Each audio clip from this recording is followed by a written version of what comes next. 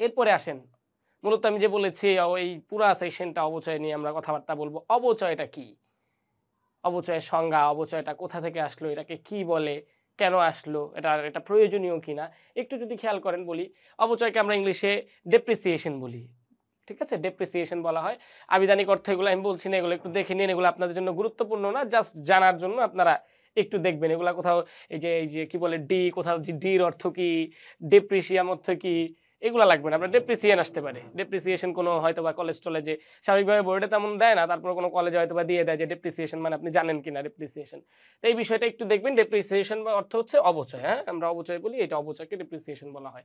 তো এখন আপনাদের কাছে ১ম এই প্রশ্ন রাখি, আপনাদের মাথায় কি আসে অবচয় হিসেবে? অবচয় বলতে আপনারা কি বুঝেন বা তোমরা কি বুঝো? এই বিষয়টা একটু চিন্তা করে আমাকে যদি অল্প সময়ের মধ্যে জানানো যায় তো একটু বলো। এরপরে দেখি কার কি হয়।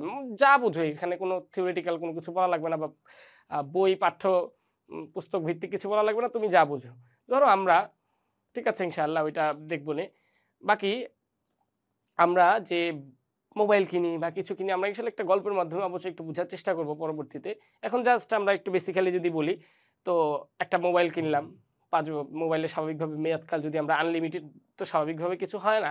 লিমিটেডই হয়। ধরলাম না ১০ বছর একটা iPhone কিনলো, iPhone 16 Pro Max কিনা গেল। এটাকে ১.৫-২ লাখ টাকা চলে গেছে। তো এইটা আমি কয় বছর ব্যবহার করতে পারবো সর্বোচ্চ? যদি আমার বাবার অনেক টাকা পয়সা থাকে, তো আমি তো চিন্তা করব যে আমি আর ১-১.৫ বছর ব্যবহার করব। এরপরে 17 চলে আসলে আমি 17 নিয়ে নিব। তো এই ১-১.৫ বছরে তোমার কি কিছু খরচ হবে? বা ৳২,০০,০০০ দিয়ে যে আমরা কিনেছি, এই কিনার পরে আমি ১.৫ বছর পরে বিক্রি করব বা ২ বছর পরে বিক্রি করব। বিক্রি করলে কি ওটা আমি ৳২,০০,০০০ বিক্রি করতে পারবো বা আমার কাছ থেকে কেউ ৳২,০০,০০০ কিনবে? কোন বলদ কি এরকম পাওয়া যাবে? গাধা কি এরকম পাওয়া যাবে? স্বাভাবিকভাবেই কিনবে না। তখন স্বাভাবিকভাবে ওরা বলবে যে, "ভাই এখন তো এটার মার্কেট নাই, নতুন মার্কেট চলে আসছে। যদি আপনি এটা বিক্রি করতে চান আমাকে ৳১,২০,০০০ পাবেন, আমাকে দিলে দিতে পারেন।" স্বাভাবিকভাবেই। তো তুমিও কি করবা? আমার তো নতুনটা লাগবে ৳২,৫০,০০০ তোমারও কিছু টাকা পয়সা জমানো হইছে বা জমানো আছে। তুমিও একটু ভাব-টাব দেখানোর জন্য একটু নিয়ে নিবা যে, আচ্ছা ঠিক আছে দেন আমাকে আর ৫-১০,০০০ বেশি পাইলে বেশি, আর না পাইলে ওইটা দিয়ে বিক্রি করে নতুন ফোনটা তুমি কিনবা। এটাই স্বাভাবিক। তো এখন তুমি তো কিনলা ৳২,০০,০০০ দিয়ে। এই ৳৮০,০০০ কি হলো? কে নিল? ফোন থেকে কি ভেঙে গেছে? না তুমি কি ফোন থেকে কেটে রেখে দিছো? তো এইটা কিছুই না, শুধুমাত্র তুমি যে অল্প সময় ব্যবহার করেছো, এই ব্যবহারের কারণে যে মূল্যটা হ্রাস পেয়ে গেছে। বাজারে যেই মূল্য মানুষ দিতে চায়। ঠিক আছে? এই যে মূল্য হ্রাস পাওয়াটা, এই যে ৳৮০,০০০ এইটাকে যদি আমরা একটা অ্যাকাউন্টিং এর ভাষায় বলি, তুমি হয়তোবা লস বলবা ওদিক দিয়ে। যে আমার লস হইছে এটা বিক্রি করে আমার ৮০,০০০ লস হইছে। লসের কনসেপ্টটা ভিন্ন। এটা আমরা পরে আলোচনা করব। তো এই ৳৮০,০০০ কে আমরা আমাদের হিসাব বিজ্ঞানের ভাষায় বলতে পারি অবচয়। অবচয় আসলেই যদি সংজ্ঞা বলতে চাই অবচয়ের, তো অবচয়কে বলতে হবে এটা হিসাব বিজ্ঞান থেকে স্বীকৃত। ওই অন্যান্যভাবে যাই বলুক, তুমি ধরে নাও যে হিসাব এটা একদম মুখস্থ করে নাও। আজকে থেকে শুরু করে বিভিন্ন পরীক্ষা, এইচএসসি, তোমার টেস্ট পরীক্ষা, বিভিন্ন পরীক্ষা সহ তুমি যে পাবলিক ইউনিভার্সিটি গুলাতে পরীক্ষা দিবা বা অন্য কোথাও পরীক্ষা দিবা, তোমার এটা আসবে। কি আসবে সেটা? অবচয় কাকে বলে? নিচের কোনটি অবচয়?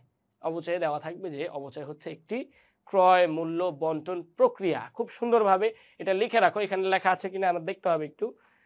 আ দেখি আমরা একটু রিডিং করি। উৎপত্তিগতভাবে অর্থ বলা যায় অর্জিত সম্পদের ক্রমাগত মূল্য হ্রাসকে অবচয় বলে। ঠিক আছে? এটা একটু বলে দিয়েছে বাট একদম একটু লম্বা করে বলছে। তুমি যদি বলো যে ক্রয় মূল্য বন্টন প্রক্রিয়া একদম শেষে কিছু লেখা আছে। অন্যভাবে বলা যায় অবচয় হলো সম্পদের আয়ুষ্কালের মধ্যে এর কর্মক্ষমতা ব্যবহারের বন্টন প্রক্রিয়া। মানে allocating the cost in its useful life মানে তুমি যেই সম্পদটা কিনবা তার যেই ব্যবহারযোগ্য এখন কিভাবে বুঝবো? প্রশ্ন আসতে পারে যে, আচ্ছা এটা যে ব্যবহারযোগ্য সময় সেটা আমি কিভাবে বুঝবো যে ১০ বছর না ২০ বছর? সাপোজ একটা মেশিন বা একটা গাড়ি কিনলা। গাড়িটা তো মনে করো ৮০ বছর চলবে। মনে করো এখন এটা আমি কিভাবে বুঝবো যে ৮০ বছর চলবে? অ্যাকাউন্টিং এর তো সবকিছুই একদম স্বতঃসিদ্ধ না, কিছু লিমিটেশন ও থেকে থাকে। তো এর মধ্যে অ্যাকাউন্টিং এর যদি কোনো লিমিটেশন বিভিন্ন চাকরি পরীক্ষা বা বিভিন্ন জায়গায় জিজ্ঞাসা করা হয় ভাইবায়। তো এইখানে ২ একটা লিমিটেশন অ্যাকাউন্টিং এর আছে সেটা হচ্ছে অ্যাকাউন্টিং একটু অ্যাজাম্পশন বেস মানে অনুমান ভিত্তিক কিছু জিনিস অনুমান করে নিতে হয় আমাদেরকে। ঠিক এই মেয়াদকালটা আমরা অনুমান করে দিব কিভাবে আন্দাজে বলে দিব এরকম বিষয়টা এরকম না। এখানে কিছু স্ট্যাটিস্টিক আছে বা অন্যান্য প্রতিষ্ঠান থেকে একটা অভিজ্ঞতা আছে যে এই মেশিনটা কিভাবে কতদূর চলেছে। তো ওই বিষয়গুলো আমরা সামনে রেখে বা একজন অ্যাকাউন্টেন্ট সামনে রেখে এই বিষয়গুলা করেন। বা একজন ম্যানেজার প্রতিষ্ঠানের আর্থিক ব্যবস্থাপক এই বিষয়গুলো সামনে নিয়ে ডিসিশন গুলা নেন। ঠিক আছে?